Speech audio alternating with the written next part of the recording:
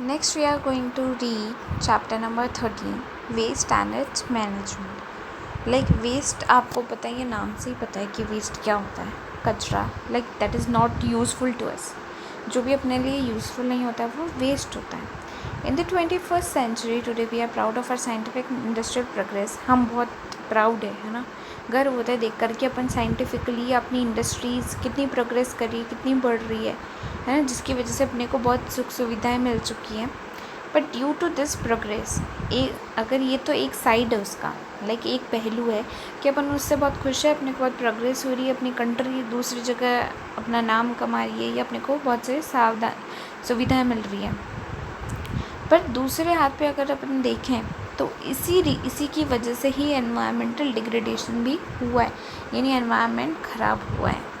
बहुत से नेचर में इस तरीके की चीज़ें हो रही है जो अच्छी नहीं है उसके लिए. Because of this the whole world is worried today. इसकी वजह से होल वर्ल्ड यानी पूरी दुनिया जो है क्या है, वरीड है, टेंशन में भी है, चिंता में भी है. One of the many dimensions of environmental degradation is the growth of waste material and their adverse effects on environment and human health. तो एक सबसे बड़ा रीज़न तो ये है इसका कि जो भी इंडस्ट्रियल प्रोसेस हो जाता है वो प्रोडक्ट तो अपने काम आ जाता है, पर उनसे निकलने वाला जो वेस्ट है, जो नॉट यूज़फुल चीज़ें हैं अपने लिए, एक्चुअली वो क्या कर रही हैं नेचर में, वो पॉल्यूशन क्रिएट कर रही है. ठीक है, स्पेस कवर कर रही है, जगह ले रही है, क्योंकि अपने को जगह भी तो चाहिए, पर उस अकॉर्डिंगली वो सब मैनेज नहीं हो पा रहा है. तो उसके बहुत सारे हेल्थ इश्यूज़ भी देखने को मिल रहे हैं. उन जैसे अब न्यूक्लियर पावर प्लांट है, उसका वेस्ट है, अगर वो सब देखा जाए तो वो बहुत हार्मफुल होता है नेचर के लिए. या फिर अगर वो चीज़ ही लीक हो जाती है तो कितना एडवर्स इफेक्ट पड़ता है हेल्थ पे, उस जगह की खेती पे, है ना, सब चीज़ें तबाह हो जाती हैं. तो industrialisation, urbanisation and rapid population growth, इन 3 रीज़न है अपने नेचर के डिस्ट्रक्शन के लिए. रैपिड, बहुत ज़्यादा पॉपुलेशन का बढ़ना, ठीक है, अर्बनाइजेशन और इंडस्ट्रियलाइजेशन, जैसे इंडस्ट्रीज़ बढ़ रही है, लोग रूरल एरिया से अर्बन एरियाज़ में आ रहे हैं, उसके साथ साथ वेस्ट जो है काफ़ी बढ़ रहा है. क्वालिटी जो है level is coming down as there are no proper disposal mechanism. Proper dispose करने के तरीके अपन को पता ही नहीं है अभी तक. इस वजह से क्या है, बहुत ज़्यादा प्रॉपर एनालाइज करना ज़रूरी है वेस्ट को, उसको डिस्पोज करने के लिए. सबसे पहले पढ़ते अपन वेस्ट क्या होता है. वेस्ट मटेरियल प्रोड्यूस और products that are formed at the end of any process are called waste, और it refers to those substances which are thrown away after use or as useless items. तो waste क्या है, वो product जो कि किसी भी केमिकल प्रोसेस के या प्रोसेस के एंड में बनता है उसे हम वेस्ट कह देते हैं, और जो कि बाद में फेंक दिया जाता है as a useless thing. On one hand it includes a material used by human beings such as paper, cloth, plastic, glass, rubber etcetera, and on the other hand liquid और solid waste disseminated from the industries. एक जगह तो एक point पे देखा जाए तो वो वेस्ट मटेरियल क्या होते हैं, अपने द्वारा यूज़ की गई चीज़ें, लाइक ह्यूमन बींग्स जो यूज़ करते हैं मटेरियल, पेपर हुए, क्लोथ्स हुए, प्लास्टिक्स हुआ, अपने घरों के सामान जो अपन फेंक देते हैं. ठीक है, और दूसरी जगह अगर अपने एक वेस्ट देखें तो वो है कौन सा, इंडस्ट्रीज से निकलने वाला वेस्ट, दैट इज़ लिक्विड और solid waste. Apart from the debris of mines and the dumping of agricultural waste in open causes environmental pollution as well as land pollution. This problem is more in cities than villages. अब देखो क्या होता है, इन सब के अलावा mining जहाँ होती है तो उनसे निकलने वाला कचरा, डंपिंग ऑफ एग्रीकल्चरल वेस्ट, यानी जो खेती करने के बाद जो कचरा निकलता है उसको डंप करना, कहाँ डंप करें, that is etcetera in open causes. अगर ये खुले में कर दिया जाता है तो क्या होता है, उससे एनवायरमेंटल पोल्यूशन होता है as well as land pollution. तो जहाँ वो पड़ा रहता है वहाँ की ज़मीन भी ख़राब हो जाती है. दिस प्रॉब्लम इज़, सिटीज़ में ऐसी प्रॉब्लम ज़्यादा देखने को मिलती है ऑफकोर्स, क्योंकि विलेजेस में पोल्यूशन और वेस्ट मटेरियल कम होता है, because of the concentration of, और पॉपुलेशन भी कम होती है, एंड सेंट्रलाइजेशन ऑफ इंडस्ट्रीज़, और वहाँ इंडस्ट्रीज़ भी नहीं होती हैं, वो सारी सिटीज़ में लगी होती है. इस वजह से भी the quantity of waste products are increasing regularly. तो क्वांटिटी जो वेस्ट की काफ़ी बढ़ती जा रही है. In developed country like US में कहाँ जो वेस्ट है, अर्बन वेस्ट कितना है, 4.34 करोड़ टन्स पर ईयर. इतना करोड़ टन्स, एक टन में 1000 किलो होता है. तो 34.34 करोड़ टन्स पर ईयर, इतना ज़्यादा कचरा अगर यूएस निकालता है, ठीक है, क्योंकि वो सबसे ज़्यादा डेवलप्ड कंट्री है ना। 25% ऑफ पोल्यूशन जो है अमेरिका ने ही फैलाया हुआ है पूरी धरती का। अपन तो अभी काफ़ी पीछे हैं, पर अपने यहाँ जितना प्रोसेस ऑलरेडी चल रहा है वो भी काफ़ी डेंजरस है अपने एनवायरनमेंट के लिए।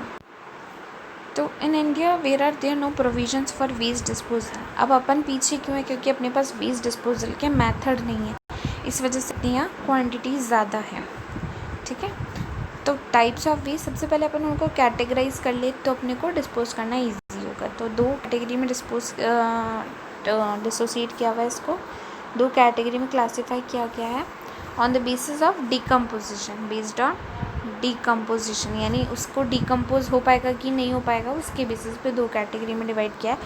First biodegradable, the waste material that are decompose by biological agents, यानी जिनको बैक्टीरिया वगैरह डिकम्पोज कर दें, तोड़ दें उनको, डिकम्पोज यानी छोटे छोटे टुकड़ों में तोड़ना, ठीक है।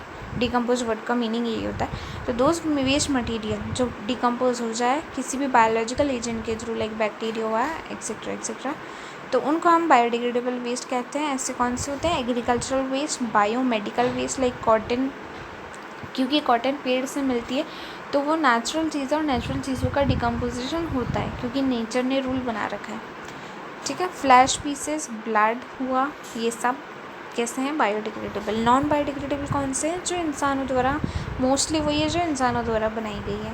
Those waste material that are not decomposed by biological agents, जो बायोलॉजिकल एजेंट्स के थ्रू डिकम्पोज नहीं होती है, वो क्या कहलाते हैं? Non biodegradable waste. जिस कौन से? Plastic bottles, polythene, glass, syringe, metal pieces etcetera.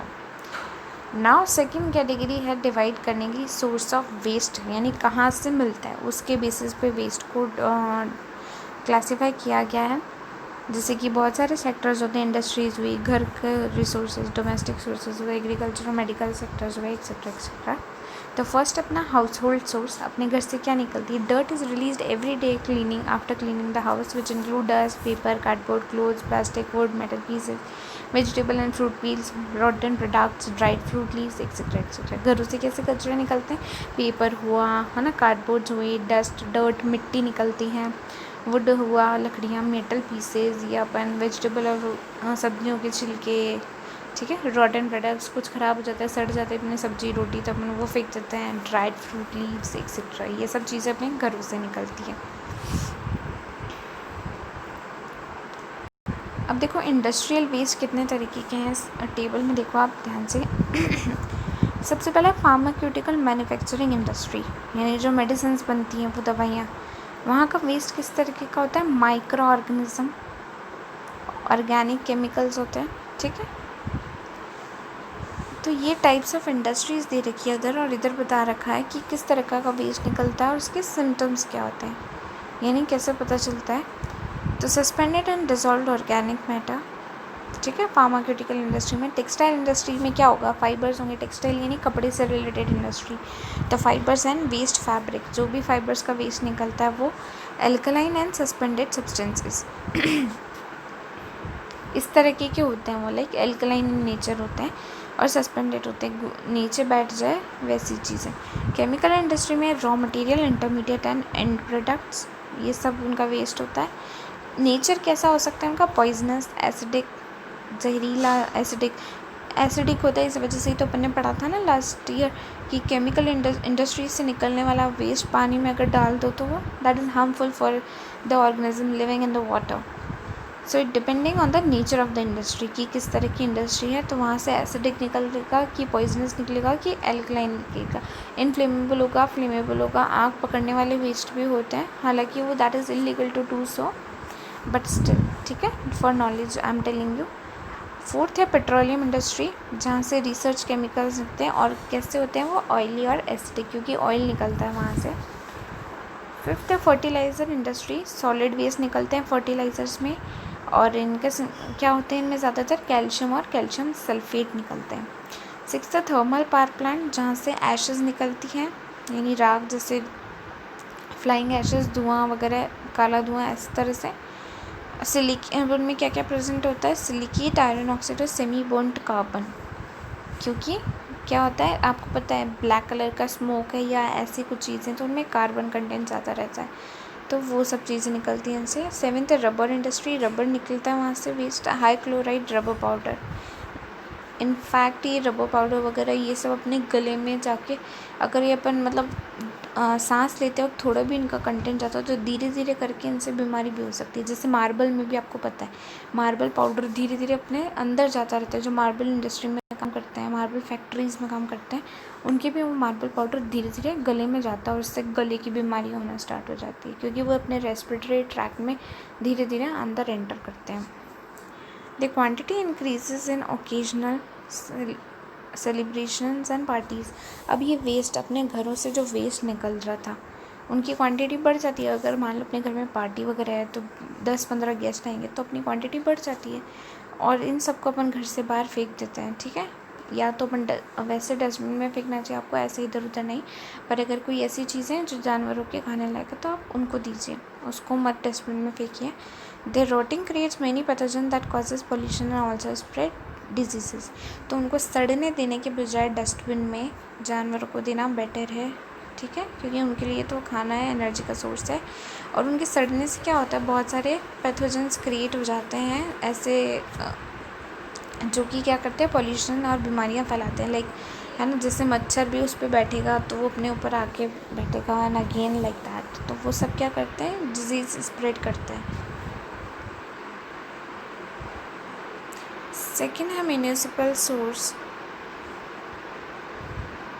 इसके बारे में अपन नेक्स्ट क्लास में पढ़ेंगे। ठीक है, तो अभी तक आप इतना ही पढ़ लीजिए और इसको अच्छे से समझ लीजिए। Okay, thank you.